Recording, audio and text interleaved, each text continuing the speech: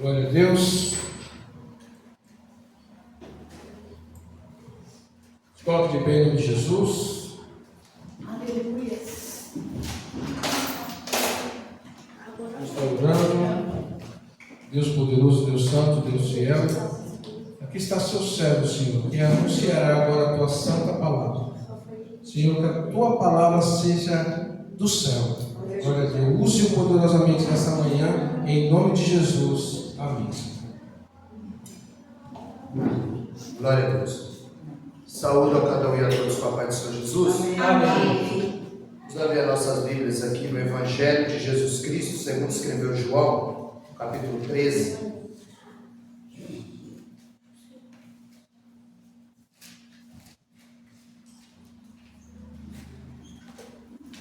Louvado seja o nome do Deus eterno, nos concede mais um dia na tua presença.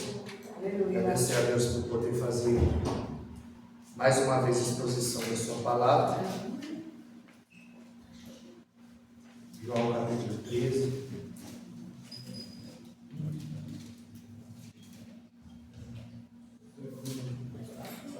Eu já tinha falado para ela. Glória a Deus.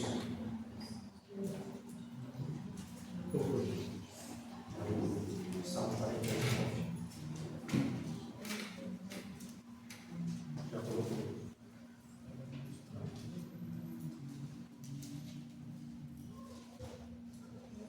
João capítulo 13, versículo 18. E para Daniel colocar aqui no telão, Salmo 49. Para nós entendermos o que Jesus estava dizendo. Ótimo, obrigado. Vamos ler somente um versículo. João capítulo 13, verso 18. Não me refiro a todos vós, conheço aqueles que escolhi, para que se cumprisse a escritura, o que comia do meu pão, levantou o seu calcanhar contra mim. Não me refiro a todos vós, conheço aqueles que escolhi, mas para que se cumprisse a escritura, o que comia do meu pão, levantou o seu calcanhar contra mim. Você não pode tomar a vossa seta? Louvado seja o nome do Senhor. Que João capítulo 13, quando Jesus lava os pés dos discípulos, ele vai dizer: eu não me refiro a todos vós, porque conheço a quem escolhi, para que se cumprisse a escritura, o que comia do meu pão, que metia a mão no prato comigo, levantou o seu calcanhar contra mim, para que se cumprisse a escritura. Quando nós vemos o Salmo 41, 9, até o meu próprio amigo íntimo, em quem eu tanto confiava, que comia do meu pão, levantou o seu calcanhar contra mim. Jesus, ele usa essa fala de Davi no Salmo, ele está se referindo ali a Aitofel. Aitofel era avô de Betseba. Quando Davi adultera com Betseba e põe o seu marido para morrer na batalha, Aitofel se volta contra Davi, porque Davi destrói a família desse homem que era o seu conselheiro, era um amigo íntimo de Davi, sentava à mesa com Davi, metia a mão no prato com Davi, e agora se virou. E Jesus usa essa palavra para se referir a Judas. Ele diz: para se cumprir o que estava escrito, aquele que metia a mão no prato comigo, que comia do meu pão, levantou o seu calcanhar contra mim. Ou seja, ele estava dizendo que Judas não só virou as costas para Jesus, como também ele deu um coice. Deu um coice em tudo que Jesus ensinou, deu um coice na palavra do Senhor, deu um coice na salvação, como um cavalo selvagem. Jesus usa esse tipo de linguagem. Aquele que metia a mão no prato, levantou o seu calcanhar contra mim, que era um ato de desprezo, que era um ato agressivo. Jesus estava dizendo que foi desprezado por Judas e que Judas foi agressivo com ele. Jesus, ele vai do capítulo 1 ao capítulo 13 de João, ele ensina, ele prega, ele cura, Mas a partir de João capítulo 13, Jesus ele só se dirige aos seus discípulos. Jesus agora ele vai ensiná-los de uma forma especial. A multidão não o acompanha mais. O pastor leu aqui, em João 5, a multidão apertava para ouvir a palavra. Mas em João 6,2, a Bíblia diz que a multidão o seguia porque via os sinais que ele operava. Então há vários tipos de multidão. A multidão que só quer ver o sinal, que só é atraído por milagre. E a multidão que quer ouvir a palavra, a multidão que é atraída pela cruz. E os discípulos, eles se reúnem no cenáculo para comer a última Páscoa. Jesus sabia que naquela mesma noite ele seria preso, cuspido, esbordoado, esbofeteado, acusado. Ele seria condenado pelo Sinédrio. E qual era a acusação? Blasfêmia contra Deus e conspiração contra César. Jesus declara para os discípulos quando estão assentados à mesa: um de vós há de me trair. E quando Pedro ouve, a Bíblia diz que aquele que reclinava a cabeça sobre o ombro de Jesus, ou seja, aquele a quem Jesus amava, João. Pedro faz sinal para João e diz: pergunta quem é. E quando João pergunta: Senhor, quem é? Ele diz: é aquele a quem eu der o bocado molhado. Quando Jesus molha o pão e dá para Judas, só João sabia quem era o traidor. Porque na mesa, em outras traduções, a Bíblia diz que os discípulos se entreolharam. Mas todos pensavam que era quem que ia trair? Pedro. Porque Pedro é o presidente do colégio apostólico. Pedro, depois de Davi, é o nome que mais aparece na Bíblia. É Pedro quem toma a frente dos discípulos em todo o evento que Jesus está ensinando. Então todos olham para Pedro. Por isso que Pedro diz: pergunta quem é. E a Bíblia diz que quando ele dá o bocado molhado para Judas e diz o que tem que fazer, faz logo. O texto diz que todos pensavam que ele ia dar o dinheiro aos pobres, ou ia fazer alguma filantropia, alguma caridade. Mas só João sabia que ele era o traidor. Porque aquele que reclina a cabeça no ombro de Jesus, Jesus revela segredo. Aquele que tem secreto com Deus, porque não é só ter luz na mente, não é só ler Bíblia, precisa ter luz no coração, precisa ter intimidade com Deus, e a gente só adquire através da oração.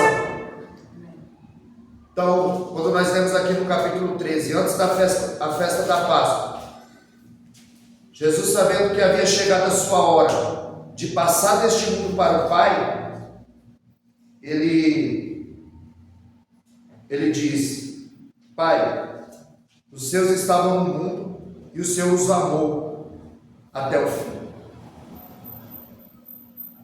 Jesus disse: agora chegado, ele deixa de falar com os povos e agora vai se dirigir somente aos discípulos. E ele vai dizer: Pai, agora chegou a hora, glorifica o teu filho, chegou a hora de passar para o Pai. Porque em João 2,4, quando Maria o chama, ela diz: acabou o vinho. E ele diz: o que eu tenho contigo, mulher? Não é chegada a minha hora. Em João 7,30, eles enviaram os soldados para prender Jesus. Mas quando chegou lá, eles voltaram. Os religiosos, os saduceus, os fariseus perguntaram: não trouxeram o homem? E eles disseram: ninguém nunca falou como este homem. E não o prenderam. Em João 7,30 diz que ainda não é chegada a hora. Em João 12,23, a Bíblia diz que Jesus entrou em Jerusalém e disse: Pai, é a hora de glorificar o teu filho. Em João 13,1, ele ia passar desse mundo para o Pai. Em João 17,1, ele diz: Pai, agora é chegada a minha hora. Porque tem hora para as coisas acontecerem. Jesus sabia muito bem que a hora dele havia chegado, que era inevitável. Porque Jesus, ele foi caçado por Herodes. Muita coisa transcorreu na vida de Jesus, mas tudo estava na agenda do Pai. Tudo estava no controle de Deus. Ele foi caçado por Herodes, ele foi perseguido pelos fariseus, ele foi odiado pelos escribas, ele foi entregue na mão do sacerdote, ele foi rejeitado pelo povo, ele foi traído por Judas, negado por Pedro, ele foi abandonado pelos discípulos, ele foi humilhado, ele foi preso, espancado, o deixaram nu, o acusaram, pregaram numa cruz como criminoso, e ele suportou tudo isso porque estava na agenda do Pai, porque para isso ele veio, para que se cumprisse a Escritura. E ele suporta a cruz, ele morre para tirar o aguilhão da morte, para que ele pudesse ressuscitar e nos dar vida, para que hoje nós pudéssemos participar da carne e do sangue de Cristo. Quando Jesus declara: um de vós há de me trair, Jesus deu várias oportunidades para Judas se arrepender. Nós vemos que Deus ele dá muitas oportunidades para as pessoas se arrependerem, conhecê-lo. E muitas vezes as pessoas elas endurecem o coração. Jesus ele lavou os pés de Judas. Ele comissionou Judas. Ele deu poder. Ele disse: darei poder, autoridade para pisar em serpentes e escorpiões. Judas pregava, Judas expulsava demônio, Judas era um discípulo, Judas andou com Jesus, Judas ele ouviu Jesus, ele viu os milagres, ele caminhou com Cristo. No entanto, quando Jesus molha o bocado e dá para ele, a Bíblia diz em Lucas 22:3 que Satanás entrou nele, que dirigia os passos dele, o pensamento dele. Ele estava totalmente emparedado pelo adversário, até levá-lo ao suicídio.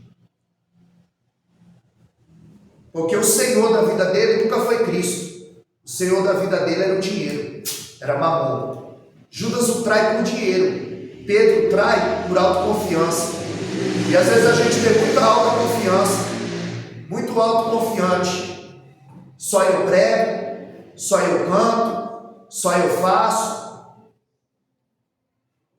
Isso levou Pedro à queda. A soberba é um campo extremamente escorregadio, transformou anjos em demônios, porque ele disse: eu subirei e serei semelhante ao Altíssimo, feito de toda pedra preciosa. Ele se soberbeceu e grande foi a queda. Judas é alguém que não tinha Jesus como Senhor da sua vida, tanto que ele só o chamava de Rabi, só o chamava de mestre, nunca o chamou de Senhor. Tinha Jesus como professor, não como Senhor da sua vida, tanto que o vendeu como um escravo ferido. Era um valor muito baixo a qual ele o vendeu. Jesus disse: o que tem de fazer, faz depressa, para que se cumprisse o que está escrito. Porque nenhum se perdeu, a não ser o filho da perdição, para que se cumprisse as Escrituras.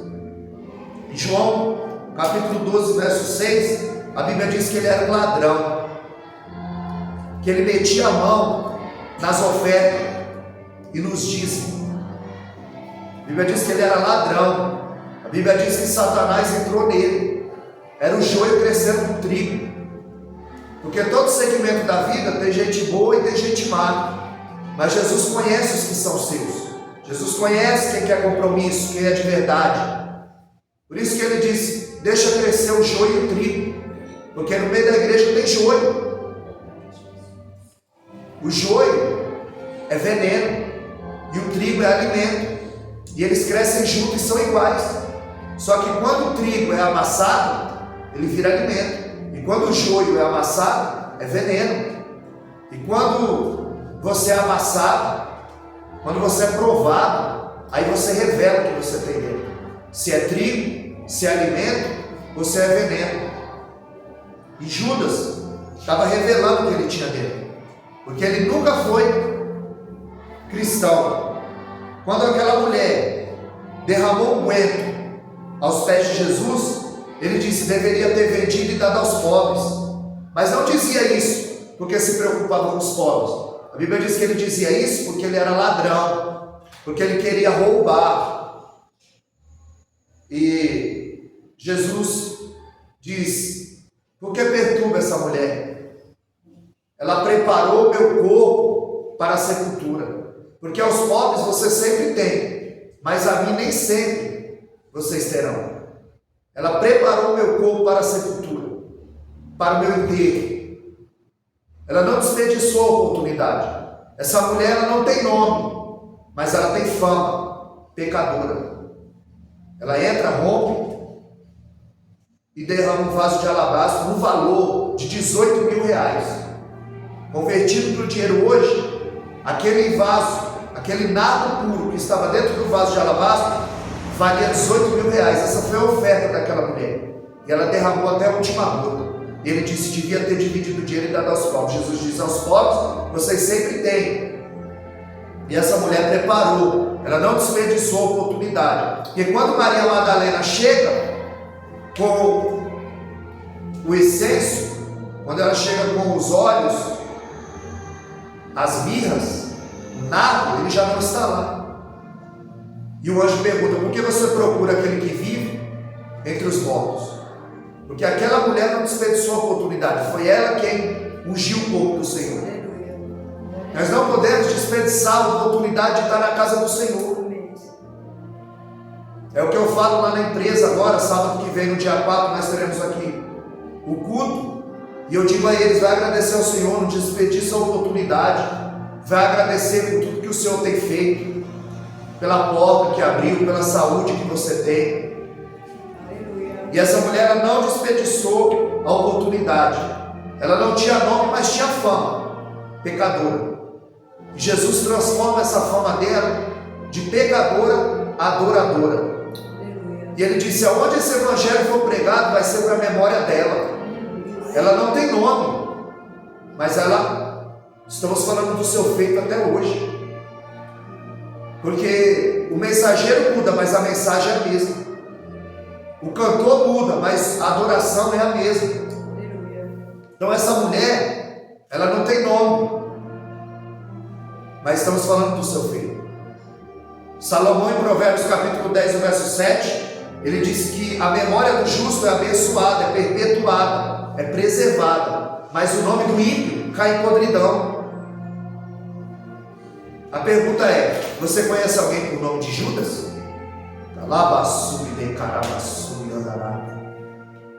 Eu nunca conheci ninguém com o nome de Judas. Eu não sei se os irmãos conhecem, mas eu nunca conheci, nem conheço alguém que conhece alguém que tem o nome de Judas. Porque o nome do ímpio cai em podridão, é sinal de desprezo. O nome dele tem conotação com traidor. Porque o nome do ímpio cai em podridão. Tem um provérbio chinês que diz que quando o tigre morre, ele deixa a pele. E quando o homem morre, ele deixa o nome. E qual é o legado que essa mulher deixou? Jesus, foi Jesus quem disse: aonde esse evangelho for pregado é para a memória dela. Aleluia. Ela não tem nome, mas tem fama, adoradora. Uma mulher de compromisso. O nome de Judas tem conotação com desleal. Por isso que você não conhece ninguém com o nome de Judas. Mas você conhece muitos Pedros, você conhece muitos Tiagos, você conhece muitos João. Agora Judas é difícil. É difícil. Jesus, ele revela quem é Judas. Jesus sonda, Apocalipse 2, 23, e todas as igrejas saberão que eu sou o Senhor, que sonda a mente e o coração, esquadrinha os rins, para dar a cada um conforme a sua obra. Jesus deu várias oportunidades para Judas, ele não quis. Pelo contrário, ele levanta o seu calcanhar, ele dá coice nas coisas santas. Quando você sobe em pecado, você dá coice nas coisas santas. Quando você fala um palavrão, você dá coice. Quando você mente, você dá coice, você levanta o seu calcanhar contra ele. É só uma mentirinha, é só um trago, é só um gole. E assim começa. Você profana as coisas santas do Senhor. Você não pode tocar indignamente. Mas a pergunta é: quem é digno? Cabe a nós nos arrependermos. Porque nós somos pó, cinza, carro, todos os dias. Nós erramos. Pensamento, palavra, atitude. Porque o Senhor nos prova todo dia. E muitas vezes nós somos reprovados. Mas a misericórdia dele é a causa de não sermos consumidos. Lamentações 3:22. Elas se renovam a cada manhã. São novas a cada manhã. Judas é o tipo de crente que finge ser salvo, mas um dia a casa cai. No final é desmascarado. Porque a mentira ela não vai muito longe. Enquanto a verdade está calçando o sapato, a mentira já deu uma volta no mundo. Como aquele rapaz que se formou e em direito se tornou um grande advogado, mas ele tinha um problema, ele não tinha cliente. Ele montou um belo escritório na região dos Jardins, e quando ele chegou ali estava o seu suposto cliente. Um homem estava o esperando. Ele o convida para entrar. Disse: assenta aí, rapaz. Eu vou falar aqui ao telefone e já te atendo. E ali ele pega o telefone e dá a entender ao seu suposto cliente que ele está falando de um processo que envolve muito dinheiro. E ali ele diz: eu não posso fazer esse processo com você por esse valor. Porque você sabe, eu sou um advogado conceituado. Ele queria impressionar o seu suposto cliente.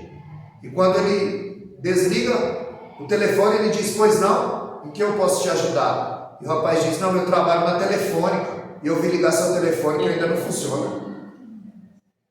A mentira tem pé na puta. Na esquina, a máscara cai. Não adianta fingir uma santidade que Deus sabe que você não tem. Não adianta chegar aqui eu mudar a voz, eu passar o tempo todo falando em língua, e Deus vai falar: mas lá no teu quarto você não é assim. Lá no secreto você não é assim.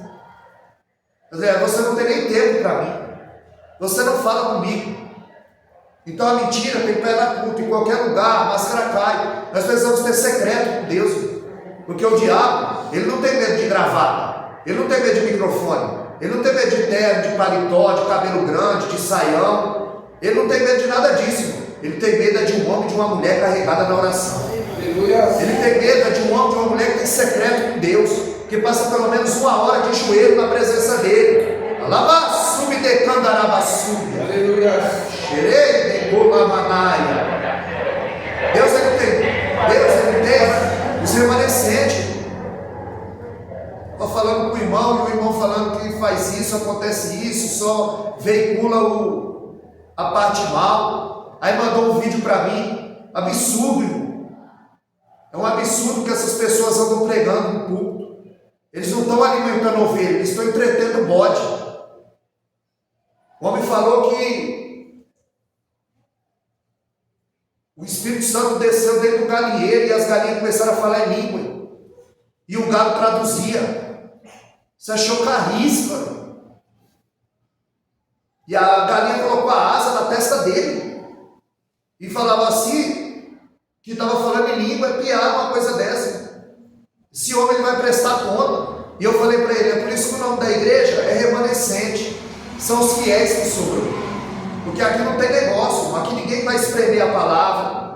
Aqui ninguém vai passar 1h30 cantando e quando faltar 15 minutos dizer: chegou a hora mais importante. Se mede a temperatura de uma igreja pelo tempo que é lhe dado a palavra.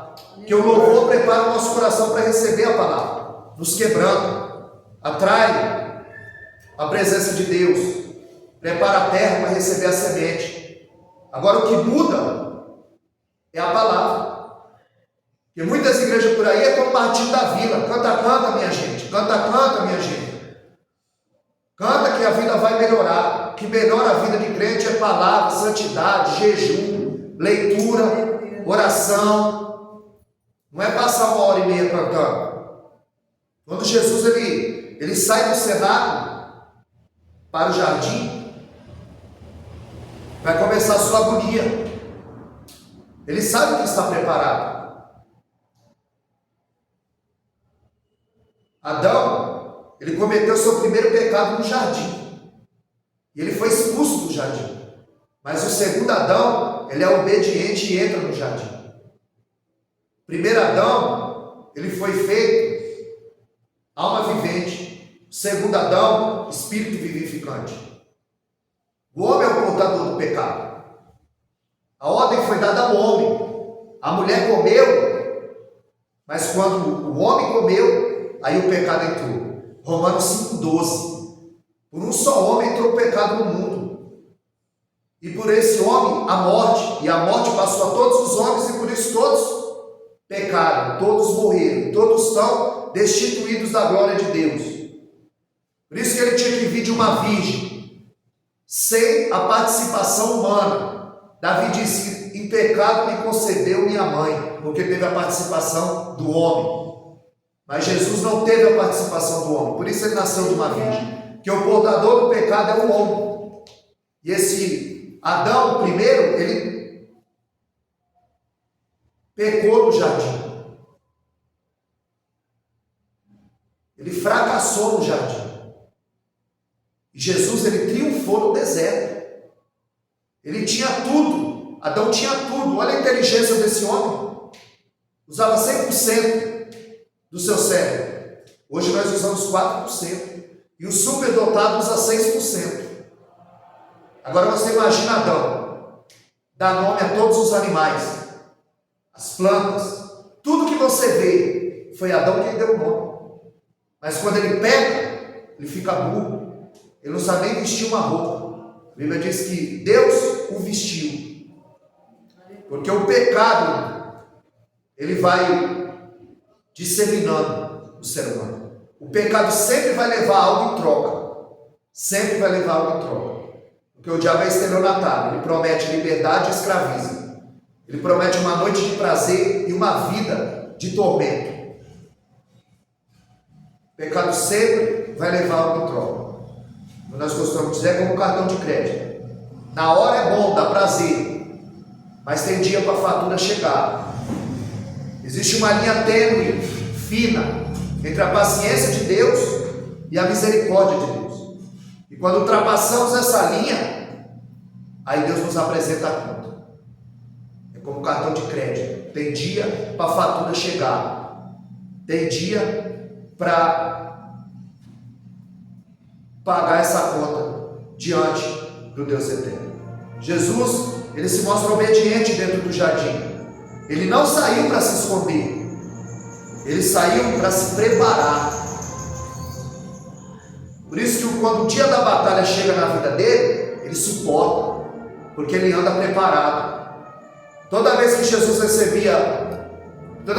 operava um milagre, recebia elogios, a Bíblia diz que ele se retirava para orar.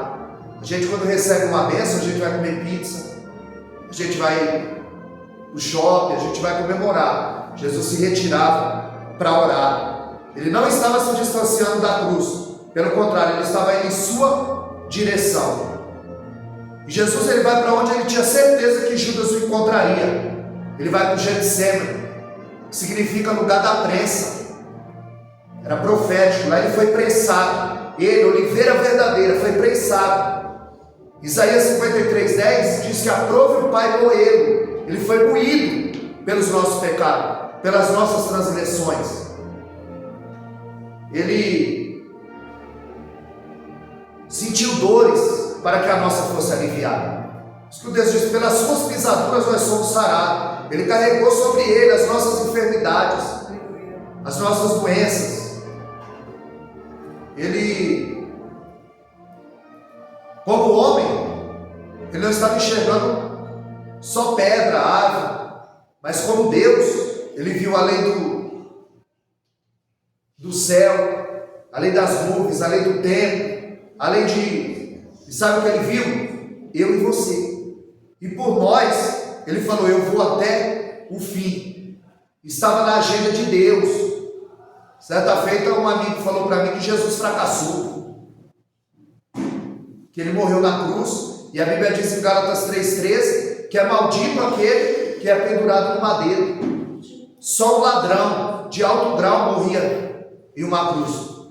E ali, ele disse para mim que Jesus fracassou. Mas, na verdade, para isso ele veio. Estava nas Escrituras. O Velho Testamento é um livro de profecia e o Novo Testamento é de cumprimento. Cumprimento das Escrituras. Estava na agenda do Pai. Não foi a traição de Judas, não foi a inveja do sacerdote, não foi a voz uníssona do povo, não foi a diferença de Pilatos, foi o Pai por amor. Ele deu o seu Filho para que todo aquele que nele crê não pereça, mas tenha saúde, carro, casa própria, não, vida eterna. E a gente está correndo atrás de tanta coisa. Em 1 João 2,25, a maior promessa que ele nos fez, a vida eterna. E às vezes está querendo o paraíso na terra, está querendo a bem-aventurança na terra. Quando você vai ser bem sucedido no mundo que crucificou o nosso Cristo? Quando vai confiar em pessoas que crucificou o nosso Cristo? Tudo isso para que se cumprisse as Escrituras. Mateus capítulo 22 e 23. A virgem conceberá e dará um filho, e o seu nome será Emanuel, para que se cumprisse as Escrituras. Em Mateus 2,15.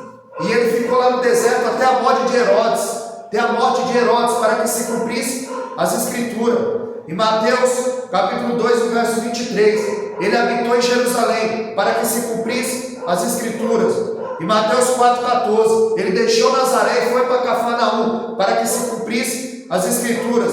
Em Mateus 8,17, ele tomou sobre si as nossas enfermidades e as nossas dores, para que se cumprisse as Escrituras. Em Mateus 13,35, Jesus falará por parábolas, para que se cumprisse as Escrituras.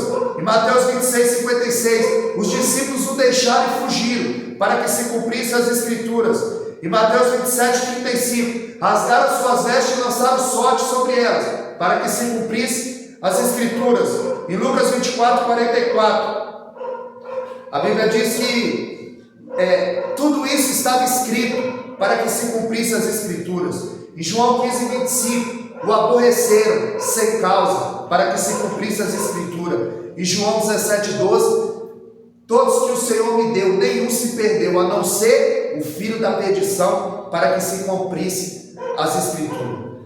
E para terminar, Deus, para tirar o povo do Egito, ele usou as 10 pragas.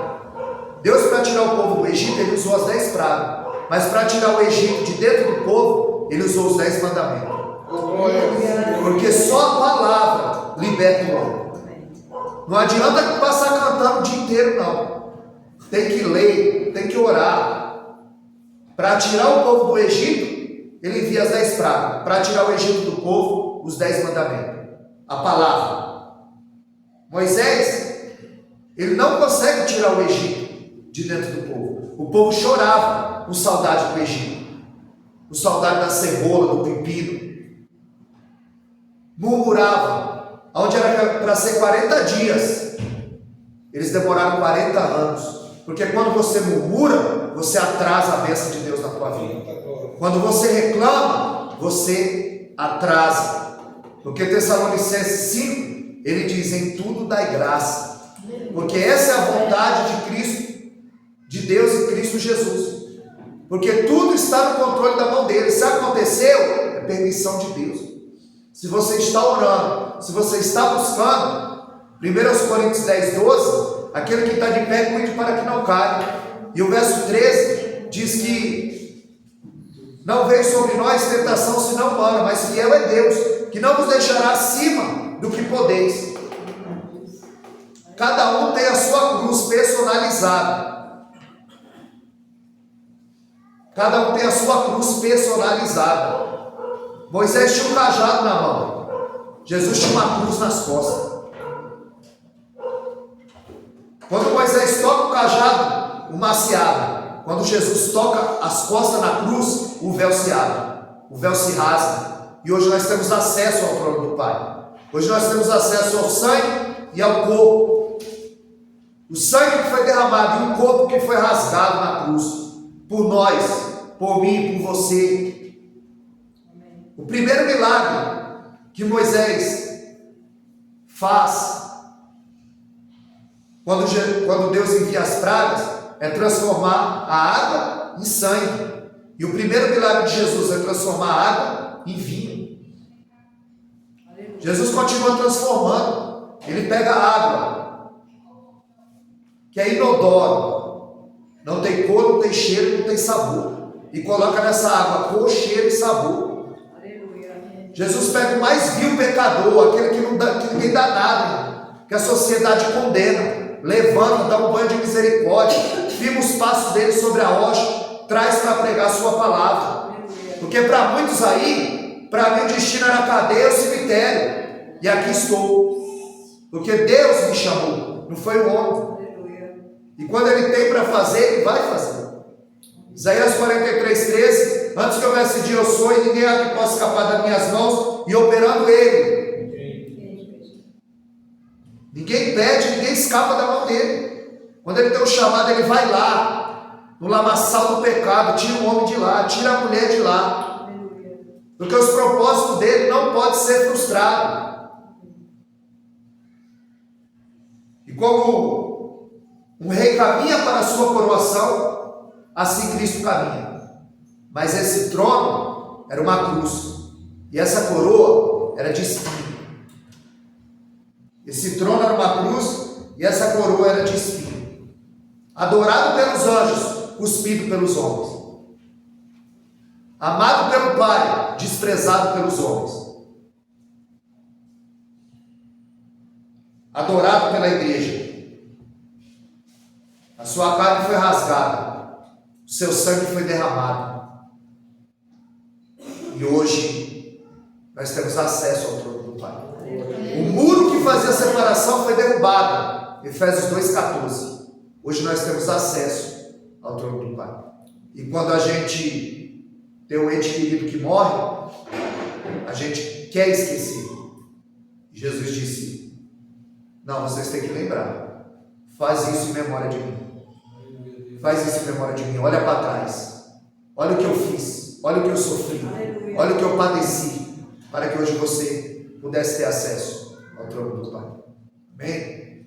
Essa é a palavra que Deus nos. Aleluia, Deus, glória.